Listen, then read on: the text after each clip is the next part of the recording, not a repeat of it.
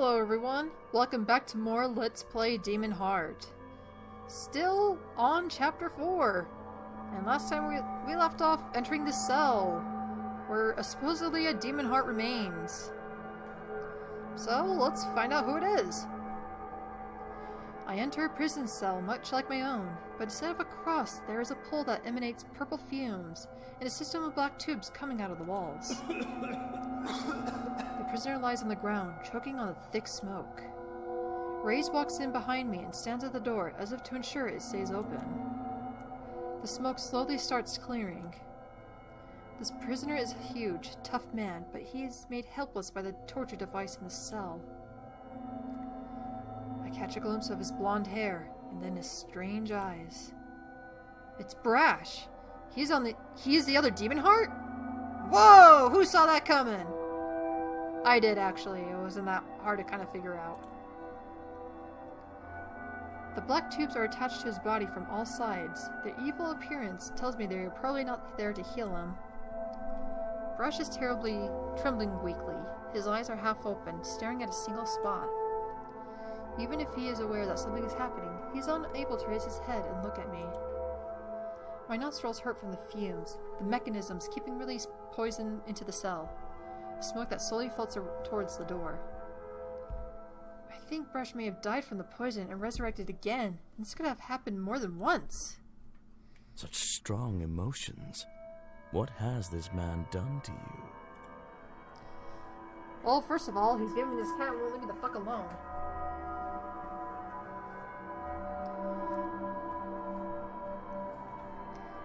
Well, to be fair, he brought me to Rivera and tried to force himself on me for holding back. Then have your revenge. Cut out his heart! Finally, my only regret is if he won't be aware when I spit in his face. No, we're not going to do that. Why, my precious? Do you feel compassion for the creature? Getting sentimental over your enemy's tortured body is the pinnacle of stupidity. Why refuse this power within your very grasp?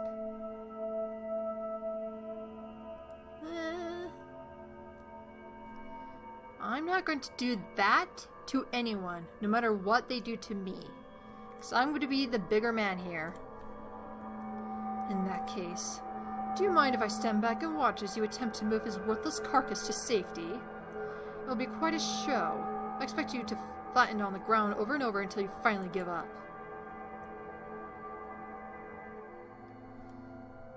Yeah, you could say whether he's going to help you or not, but he's not going to do shit. So, we're just going to say, do as you wish. Reyes walks to the door and stands there impatiently. Brash is coughing, choking and shaking. His mismatched eyes are open but without focus, as if he were looking at everything and nothing. His chest is covered with dark scars similar to the one around my neck, though I wonder if I would notice the resemblance if I didn't know he was a Demonheart. I almost forgot that I have the same kind of scars on my chest now. A gift from Rivera. There's an old blood stain on the floor beneath Brash, perhaps a trace of an earlier death by something other than poison. I imagine him trying to resist being tied to this apparatus, and Rivera butchering him so he would lie still. My head aches, and so does my swelling throat. I need to act. I attempt to detach Brash from the mechanism to save him. Examining the mechanism, I find that the tubes are attached to Brash's body with needles that seem to pump out some kind of a liquid. Probably yet another poison. God damn! Rivera's a little bitch, isn't she? Rez, how do I help him? Should I remove these? Rez stands in his doorframe with one hoofed leg crossed over the other. Who am I supposed to know? You used to be a witch's assistant. You are always so resourceful. I figured you'd know. You don't take my advice on the things that matter, yet you seek my help to accomplish something I disapprove of? Fine. Those tentacles are definitely hurting him. It makes no difference what you do, though. There is no hope for him. I start pulling the tubes out one by one from Brash's chest, arms and back. He doesn't react. The needles only leave behind a few drops of blood each. I also attempt to move Brash toward the exit where the air is clearer. I try to push him and roll him over, but it fails. I proceed to pull him by the ankles, but his body is too heavy to move. One moment, I think I see focus in his olive eye. He might be aware of my presence. But in any case, he seems unable to speak with me, or even look at me for any substantial amount of time. I hope he knows I try to help him, so he won't be angry with me if he does recover. He seems at peace now. He's not coughing anymore. If he's been exposed to that poison the entire time I was a prisoner here, I can't imagine what it's done to his body. I don't know if and when he will recover. He might make it on his own, now that I've given him a start. At any rate, we should leave the door open. Well, you missed out on an important lesson. As you wish. Let us go. You'd have seen something extremely interesting had you dug around for his heart, but if you wish to be no fun, so be it. What would I've seen? You'll learn soon enough. And yes, you can actually try to take his heart out, but you'll kind of find out what would have happened if we did that. So, there's more for you to discover. The woods should not come down to this floor for a while yet. As we walk away from the poison-infested cell, the air starts clearing. A pity what you choose to reduce yourself to. I was only looking to educate you, but since you refuse to learn by example, I will have to explain it to you. Educate me. The brute whose life you so adamantly decided to spare, well, you could not have killed him if you tried. At least not by attaining his heart for yourself. You see, he is the witch's personal project, her pet, and she has made him heartless. Heartless? Had you proceeded as I instructed you, you would have found an empty hole in his chest, yet his blood still flows as if he had a heart. Fascinating, isn't it? Not every witch has the talent to achieve this. And as he said, if we, stabbed Brash open, we would have opened his chest up and saw nothing in there. He was searching like, where the fuck is his heart? And then Raz, being the asshole he is, was said, oh, it's not there. Rivera took it out. You motherfucker! Anyway, how is that possible? He is a Demonheart. Infernal energies imbue his body and heal it, incomplete as it may be. The witch performed a special surgery on the brute, and now his heart is safely hidden in a secret place. She did the same to you. What? Yes, you are also heartless. I can still feel my heart beating, but now that you said it, something doesn't feel right. The scars Rivera left on my chest, it all makes sense. Much as I hate being the bringer of bad news, you needed to know. Now don't look so worried. This can be a good thing. A very good thing. But not while your heart is in the hands of an insane, hostile witch. How can I retrieve it? It would be easy if we only knew where to find it, but that is the whole point of the procedure. As you can see, I'm not terribly worried, because I know Rivera writes down everything she does. Thus, we need to investigate her research journal, a rather thick collection of writings. I know where to find it. Come. How come you know the way? I have scanned this place with my infernal gaze while I was looking for you. That, and I took a quick tour in person upon arrival. So you knew I was being tortured, and just literally left me there to be tortured. Thank you. Thank you, asshole. But won't Rivera catch us? The dungeon is vast, and she doesn't often come down to this level. But let us be quick, to prevent any accidents. Sounds good to me. Reyes confidently leads the way, as if he knew these hallways by heart. We take some turns and pass some doors, until he stops at the entrance of a well-lit chamber.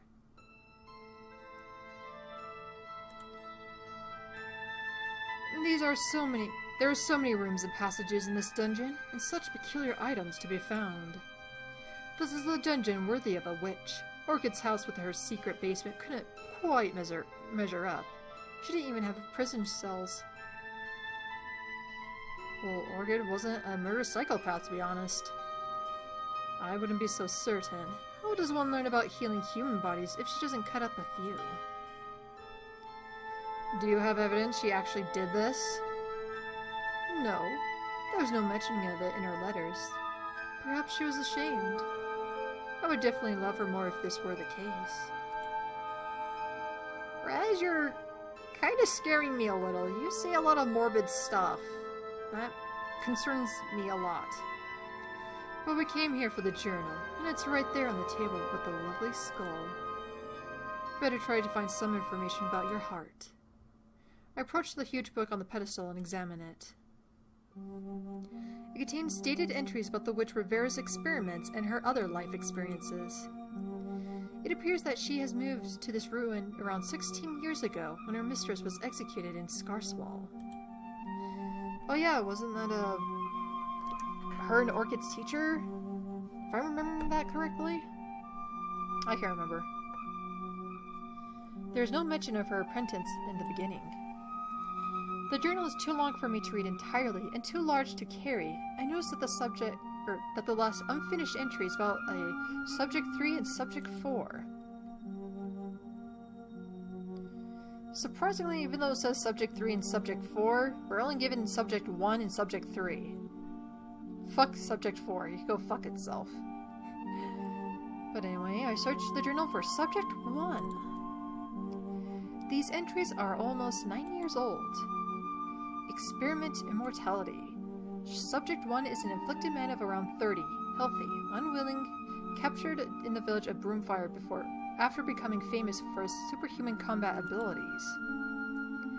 He truly exhibits a great regeneration power. Shallow cuts heal within minutes. Deeper cuts, internal organs, injuries, and hacked-off limbs respectively heal longer, up to 3/4 of an hour at most. Multiple injuries somewhat affect each other's healing speed. New entry. Some of the wounds have left permanent scars on the body. Deeper cuts, acid burns. Decapitation also cannot permanently kill them, but it seems to have earned me the subject's internal hatred. Not that I care. He has become uncooperative from the start. New entry. There appear to be some kinds of injury that never completely heal. If a muscle is torn from the body and burnt, it is gone. The reason why burning has such a permanent effect is probably because the chemical change on the tissue is too great for the affliction to reverse. New entry. I've confirmed that an afflicted cognitive functions can stay unchanged after 7 days without food, water, and proper sleep. Expectedly, the kidneys also do not seem to be the key parts of being aware. Without his lungs, however, he is only conscious, or alive, for very brief periods.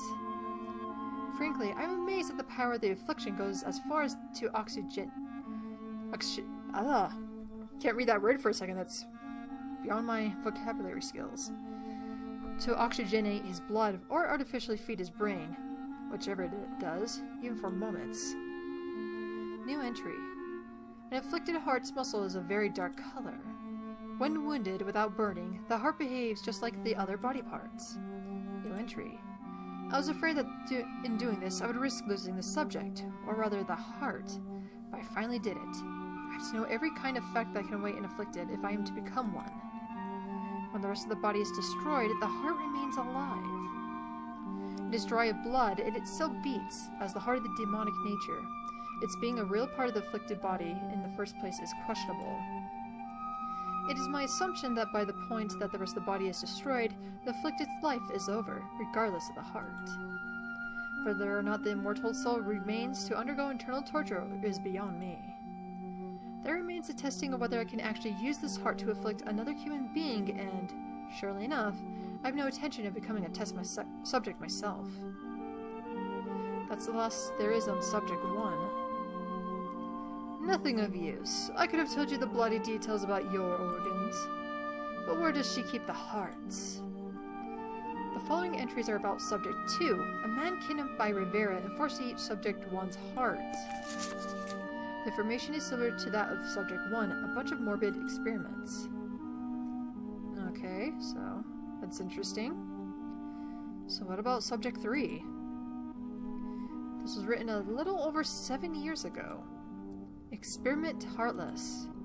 Subject 3 is a man of around 30, afflicted here under my supervision. Strong, healthy before and after the affliction, inebriated and willing. The goal of this experiment was to remove the heart and keep it in such a place that it does not return and reattach to the body. The amputation went well. Just as I had hoped, when coated in my concoction, a heart remains alive but not numbed. I believe this applies to any organ or tissue, but nothing else is of real consequence. An afflicted tissue do cleanse themselves of my secret agent over time, but the point is to discover distance at which the cleansed organ and the other parts do not attract. I remember how much trouble Mistress Alonda had with this. Well, she worked on that damnable ingrate. When she finally succeeded, he killed her. There's no one alive who knows where she took his heart. Such was his plan. Oh, so wait. Lord Mace killed or ordered Alonda's execution. So does that mean Lord Mace is a heartless as well? If her efforts had any positive result, it was to provide me with experience. I've had Sonari transport the heart to Garden 2 as fast as she was able, and watch for changes. The subject's wounds healed normally. I believe the tissues inside the ribcage retained their previous shape, and that his blood filters and flows through the body as if the heart were present. In support of this, Sonari has reported that the disembodied heart started beating.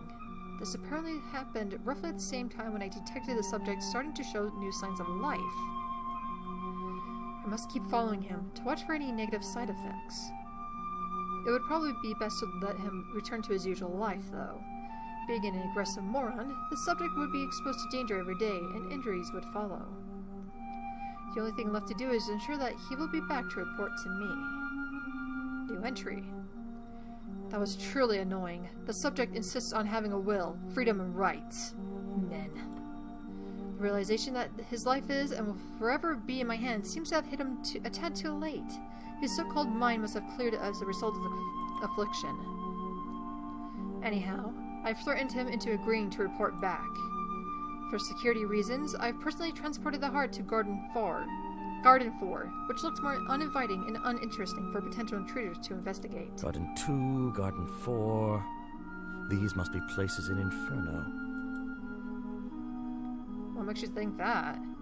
I mean, the garden sounds like a beautiful place with flowers, butterflies, and rainbows. Why would it be in the Inferno? Why would they call it a garden in the Inferno?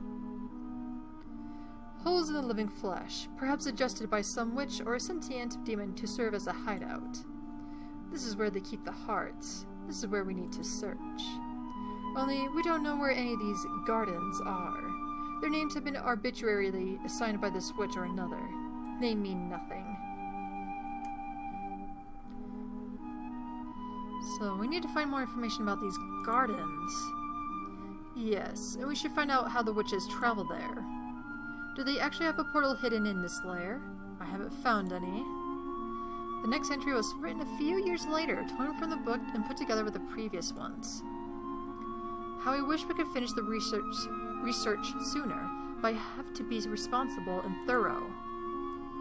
Sonari is wounded by my refusal to reveal how I made the secret concoction. She will be the one to perform the surgery on me, and I can only be certain in her good intentions of her own immortality is at stake. We'll need 2 hearts in our possession before I reveal anything. I'm not being unfair, Sonari, am I? I'll grant you immortality, after all. Why, this paranoia will be the death of her, won't it? What do you mean? She wants to be completely safe, but no one ever is. The problem is, she has to trust someone with her heart surgery, as she'll be dead during the procedure, and she appears to have trust issues with Sonari. So she keeps delaying it. There's nothing more on subject 3 in the journal. I decided to read the last entry. Experiment final. Subject 3 is back, this time unwilling. Subject 4 is an afflicted woman of no more than 20, drained but healthy, unwilling. After performing some final research on the subject, Sonari and I are to afflict ourselves. First, we will carry out the heartless operation on Subject 4, a final practice before we do the procedure on ourselves. I'm made to dedicate at least a 10-day to testing and durability the afflicted bodies and minds. On a side note, I will also be testing my new torture device, which I'll use on Subject 3. He is currently the stronger of the two subjects, and besides, I despise the obscene oaf. And with that, we've read enough. And with that, we know Rivera is fucking crazy. Jesus Christ. Someone is coming. The apprentice. Speak with her. We need to learn her secrets. Ray springs back into the dark hallway behind us. Just as he predicted, Ari enters the room. And she is very surprised. How did you escape from your cell? That's not important. I'm free because I had to be. You have to tell me how you did this, or else my mistress will think I released you. Oh, do I? And what will you do for me? I can't do anything. Rivera will have my head. I have to warn her. Ari turns to run. I run after her to stop her. I leap forward and catch Ari from the back. She seems surprised by my speed. Look, we really need to talk, Ari. You are more scared of Rivera than you are of me. You know working for her isn't right. I know, but still, I can't endanger her. All I ask is that you leave my mistress alive and pretend you did everything without my help.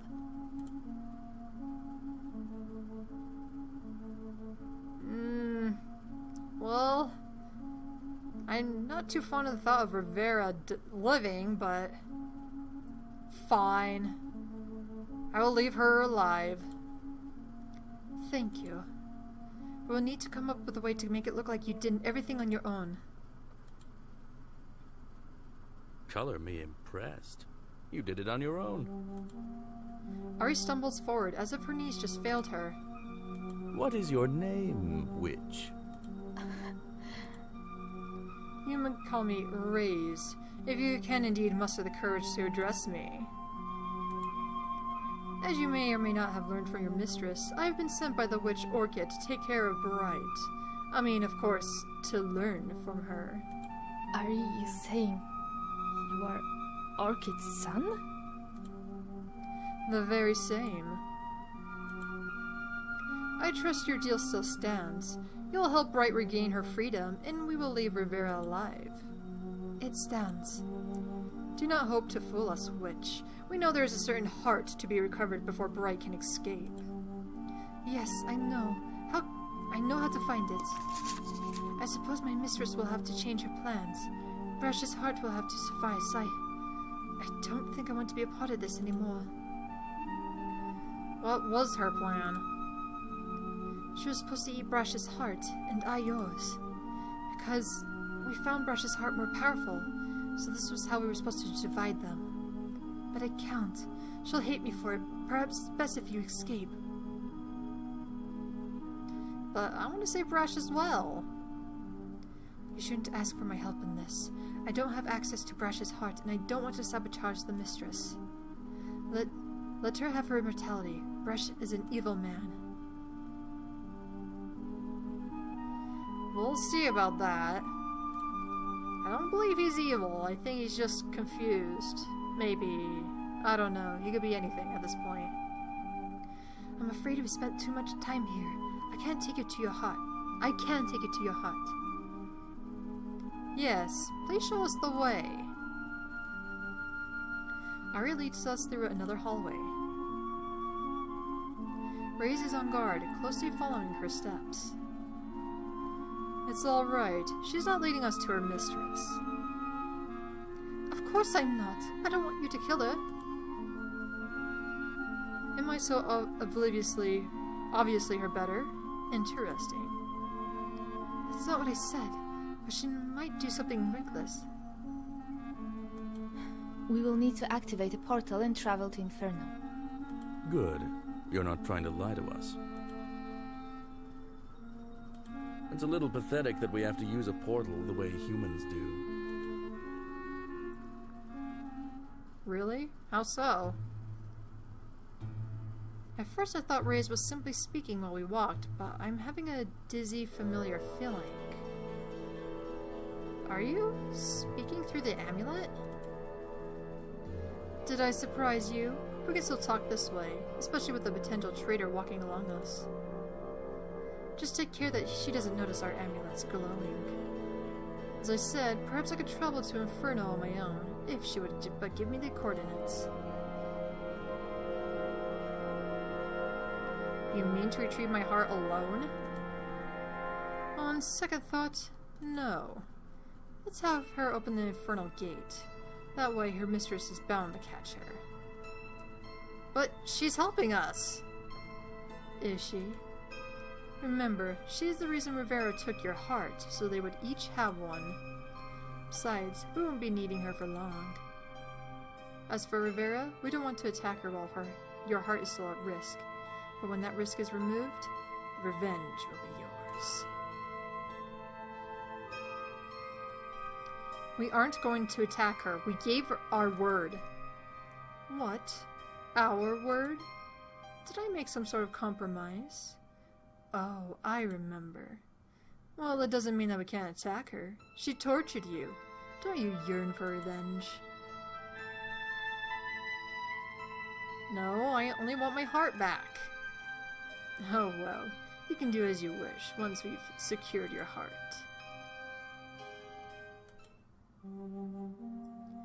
There's a hidden passage here. Oh, I see. Very inconspicuous. Ari presses a stone in the wall and another passage opens. Here is a portal we can use to reach Inferno. We have to be careful. What do you know of this matter, witch? How familiar are you with the infernal gates? I know the gate could lead us to countless locations, many of which neither I nor my mistress have visited. We only ever use it to visit a couple of places well known to us. It is completely unsafe to experiment when calibrating the portal's wheels, as you could easily open the passage into a lake of fire and die without even stepping through. Quite accurate. Infernal gates are such dangerous toys. You should leave it up to me. First, I will prepare an activation stone. And now we have the chance to talk to Ari and learn a little bit about her. How come Rivera has a portal in her dungeon? The mistress owns many things, and she deliberately chose this place for its own benefits. The infernal gate is as old as these ruins. Its mechanism was built into these walls. It was simply a matter of claiming the area and all that came with it. And how does Rivera feel about demons? She fears them and has absolutely no respect, which is a pity. Will there be danger out there?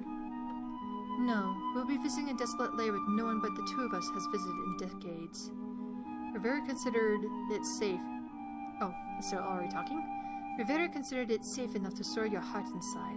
If any living creature were to visit the area, it might be drawn to consume the heart, and Rivera would never allow that possibility. Alright. Oh, that wasn't the thing we were learning about Arya, but it's coming soon, so. I do tend to mix up a little bit, sorry viewer, sorry. Ari takes some ingredients from the nearby shelves and lays them out on the table. She starts mixing a thick bluish white liquid in a glass jar, and the substance slowly starts glowing. I noticed Rivera calling you Sanari. Which one is your real name? Zanari is my real name, but I don't use it. Only Rivera calls me that. Why don't you use it? It causes confusion among the people of this kingdom, sometimes even hostility. I actually hail from El Shay, but I was quite young when I left its shores. Oh, really? What is El Shay like? Everything is different. The people, the customs, the deserts and the tropical climate, the architecture. but perhaps someone with a happier past would be more fit to answer your question. My childhood was full of sadness, and so are my memories. Sadness? Why? My family was very divided. I don't think they ever really loved or wanted me. I'm sure they loved you, girl. You're easy to love. You're so cute. Well, maybe they were insane. It's really irrelevant, and besides, as Rivera says, I need to get over myself. When I was 14, I escaped on a ship to Schirmeyer. I wanted to become an adventurer, to travel with a party and explore the world, I guess. And maybe to obtain some sort of power on the way. I arrived into the harbor of Ravage, and things were a bit different than I'd imagined. I could not exactly find a group of adventurers, only dangerous pirates and paranoid townspeople.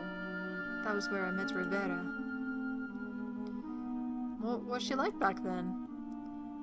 She was the most impressive person I had ever met, and she saw something special in me that I had hoped someone would see for my entire life. But as time passed by, I started feeling less and less flattered by her bouts of jealousy. I realized her ideal lifestyle was for us to be locked up here forever, with no one else to talk to. What's so bad about it? I sometimes wonder what's real and what's not when my only link to the real world is her. She even hated it when I tried to speak with Brash, who came to visit us once in a while.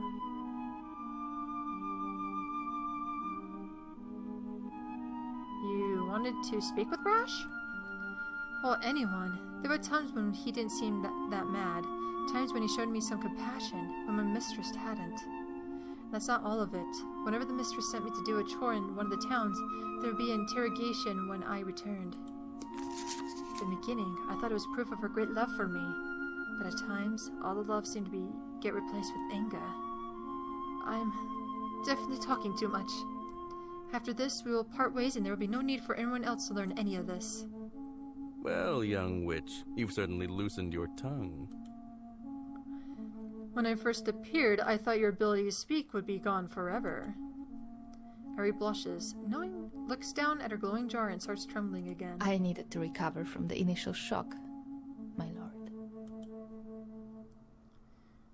So we can make fun of Raz about her calling him Lord, but he won't take that very well, so... Surprised, Raz? No, I was just readjusting to our tactics. We don't need a dumb mute witch as an ally, but if she can talk... You are almost done with that activator, are you not? Ari nods.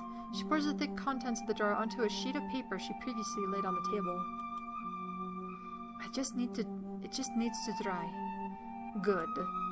I wish to play a game with you, witch. Ari looks at him in hopeful surprise.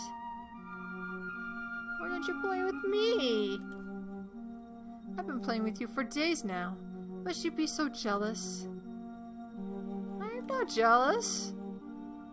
Then allow me to have a little conversation with our new ally. Answer my questions with a yes or no, witch. Agreed? She nods. I sit down waiting for this activator to dry and for them to finish. In the meantime, I'll pay close attention to them. Have you read the research journal on the demon spawn? Of course. Every education witch should read it. Yes or no, remember? Do not answer what I haven't asked. Ari quickly nods, blushing. Do you remember the book well? All the details? Yes. I don't understand the looks they are now exchanging, although Ari is still watching him with awe, and Rez is now smirking, but his eyes look vicious. Do you agree with the witch's methods? Ari shifts and blinks at him. I think she's trying to read him for the correct answer, but Reyes doesn't give anything away. I can't answer that with yes or no. Why not? Play my game, witch. Make your best guess and tell me. I would say no, I don't agree with their methods. Reyes gives her a contented smirk. Good. You got out of that one. Now you can tell me why you think so. For one, they made the book available to everyone, including the humans who hate the demon spawn. They only did it for fame. Well, of course. Or did you think the witches themselves were fond of the demon spawn? Of course they did it for fame. Or no, that's Silverus. Of course they did it for fame, and also out of their own sadistic urges. On the bright side, they did play with fire. What else did you have to say? I think they lied about his heritage. I don't think they found him. I think they made him. Logical. I'm beginning to like you, Sonari. Collaborate with me and I won't have to kill you. I stay quiet. You can count on me. Both of you. The stone is ready. Please don't touch anything. I have the correct symbols written on my bracelet. I'll return the wheels to match the symbols. Ari rolls up one of her gloves, revealing a hidden bracelet. She walks to the portal and starts running the small wheels attached to its side. The wheels are engraved with several strange symbols each. Some of them look familiar. It's good to know we needed her bracelet all along, and not her. No, she's better than the bracelet, come on now. You know, you are right, though I doubt we mean the same thing. It's ready. Let me double check. She takes quite a while frantically looking back and forth between the portal and the bracelet in her hand. Now we take the solidified activator stone and bring it to the opening like this. How am I teaching you these things? Ari pulls a lever on the wall, then approaches the stone gate with the activator in her hand. She shuts her eyes tightly and takes a step back as the stone shatters and a magical field is opened in the portal hole. It's the correct place. I can see it through there. Of course it's the correct place. You must have checked the wheels around 7 times. Though I admit, neuroticism is better than blind foolishness. Ahem. The coordinates I have just used have opened the passage to another portal in Inferno, which we'll be using to return when we are done there. Ordinarily, it's also possible to open passages to places which do not contain a portal, which, in case coming back may prove problematic. All the more reason to be careful. But enough science. We've been quick enough so far.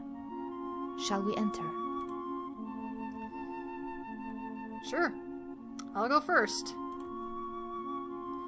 Oh, so brave. I almost can't stand it. As you wish, but we all have to go quickly. It won't open forever.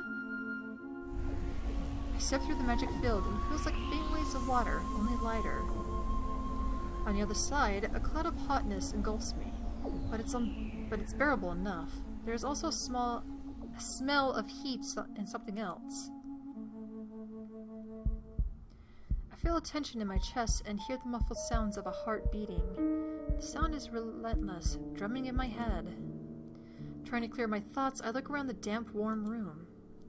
A portrait of an unfamiliar demon spawn is prominently displayed on the wall. Reyes throws it a glance, then sharply turns away, choosing to ignore it. Can you feel it? We are close. Although it seems there's an obstacle between you and your heart, or else it would have been merged back with you already. Still, it is very close. Well, I know it's close because I can hear it. You can. Interesting. I can only sense its warmth. I don't hear it either. Perhaps you can feel it. It seeks to return to you. There's something strange in the walls here. Ah, the comforts of Inferno. This is one of the typical hideouts one can sometimes encounter in this world. To find an empty lair is real luck. I don't know how exactly Rivera discovered the gardens, but she has access to 4 of these hideouts. This is one more civilized. I've seen another one where the walls are entirely made of flesh, like being inside some huge creature. There is flesh behind these walls too, don't you see? Such beauty and hospitality. Is all of Inferno like this? Not quite. There are more spacious areas as well, and sometimes there will be a beautiful lake, burning with fire, of course. This place makes me dizzy. Let's be quick, please. Your heart is right ahead. Ari hurries towards the strange door, but it fails to open. When did she do this? I'd think there would be no need to lock the door, and this place is already hidden. She locked it against you. Uh-oh.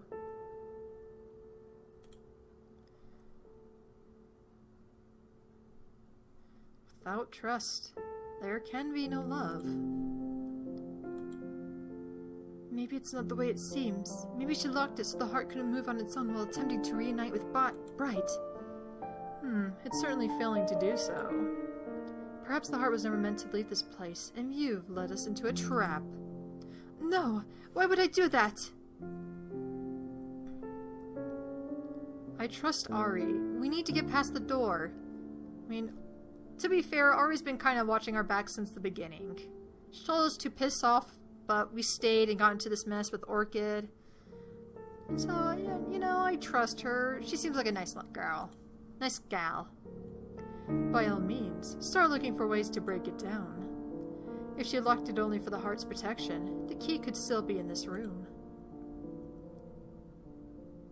Let's take a look around. Everybody. This chamber is furnished as an ordinary rich person's home, but there is a strong sense of decay about it, intensified by its grotesque walls and floor. In fact, there's even a vase here. An old black vase. Someone has been decorating this place. I look inside the vase and even put my hand in it, but I find it empty. Hey, did you see where Reyes went? Turning around, I don't see him anywhere. Reyes, where are you? Nothing. Did he go back through the portal? The portal is no longer active. He must have used his infernal powers to teleport himself. Without telling me anything? How rude! He does seem rather willful. There is something I meant to tell you, but... Yes? This Reyes? She starts whispering. I'm scared to tell you this, but there is something suspicious about him. Apart from the horns and the goat legs. Yes, it's something else. You lived with Orchid for a while. Was she really pregnant? Well, it was either she was pregnant or she got really fat all of a sudden. Alright, so she was pregnant. But this is such a strange story. Were you there when Reyes was born? Did he tell you how you grew up? He was born when he killed Orchid, but I wasn't there. Apparently he grew up that big in only a few months. Did he? I find that hard to believe. Not much is known about the demon spawn, since not many witches decide to make the sacrifice, and the demon spawn sometimes just disappear. That is why On the Demon Spawn is such a valuable book. The two witches held a demon spawn captive for years and learned so much. And I don't believe Raz fits into what I learned from the book. Really? Let's take a look at this bookshelf. Some of the books have their names obscured, while others appear to be in foreign languages. They look old, and the air here isn't very good for them. I feel like some of them would turn to dust if I touched them.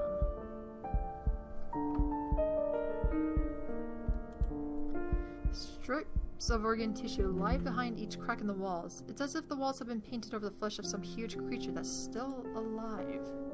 There's some liquid seeping from the flesh. It resembles thick blood, or maybe digestive fluids.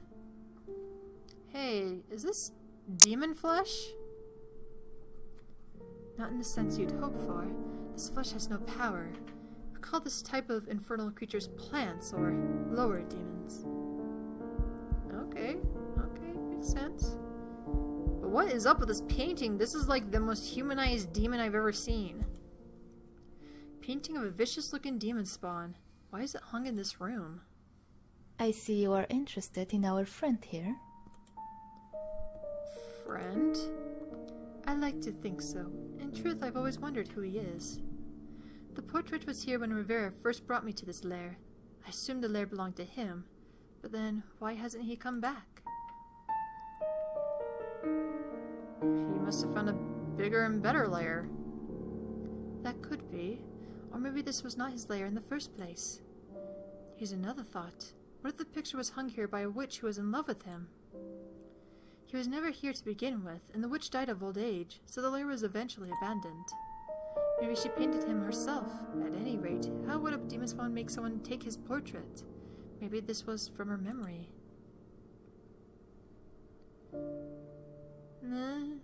And unrequited love. The mistress would beat me over the head if she knew my fantasies. Maybe she already knows somehow. The heartbeat suddenly stops. Something is happening with my heart. Hey, what's wrong? I can no longer feel my heart. Then that means...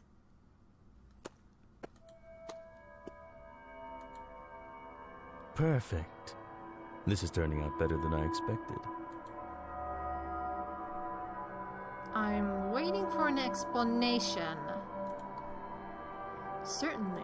It's about time we spoke honestly regarding this issue. Every way you turn, there are all these humans trying to backstab you or use you in one way or another, and they all keep lying to you. Has any one of them been honest so far? Even your little witch cowering behind you is a liar. She can't make her decisions between you, me, and Rivera. We all have opposing interests, and she knows it. Someone is going to suffer. Now, lying comes naturally to me, but something strange happened while I watched you travel. I started feeling something. Oh? It's almost empathy, but not quite. I hope it doesn't get that far. In essence, when you suffer, I feel slightly annoyed. Oh, really? And hence, I think I owe you a little clarification before we take our relationship to the next level. And what level is that? But I have to point out this comment. Are we getting married? Oh my god! The answer is yes! Oh my god. Why would you say this, other than for experimental purposes? I think I said it once, but I don't remember what he said. Probably says, haha, no we're not, you stupid moron. But anyway, what level is that, sir? You will understand soon enough. You asked me why I allowed your capture by Rivera. In truth, I knew she was performing these heart surgeries, these amputations. It is a rare talent I myself wouldn't dare try. I've determined you would be better off heartless, so I had to wait until Rivera performed the surgery for me.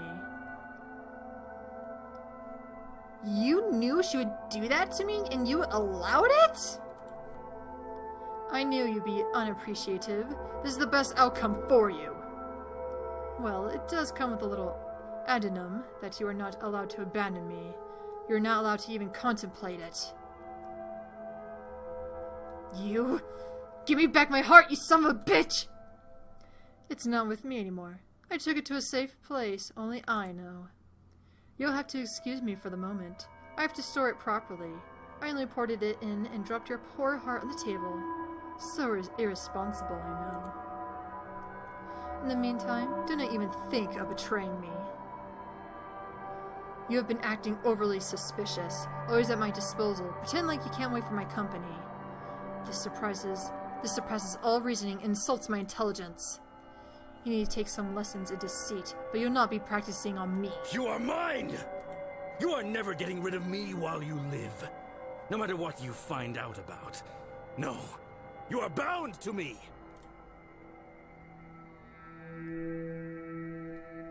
Calm down, Raze. Your tricks will not work on me. You will hear from me yet. Raze disappears in an explosion in front of my very eyes.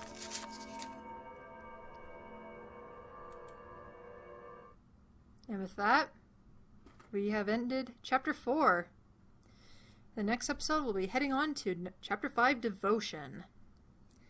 Till then, I am Tara the Fox, you are the viewer, and I hope to see you next time.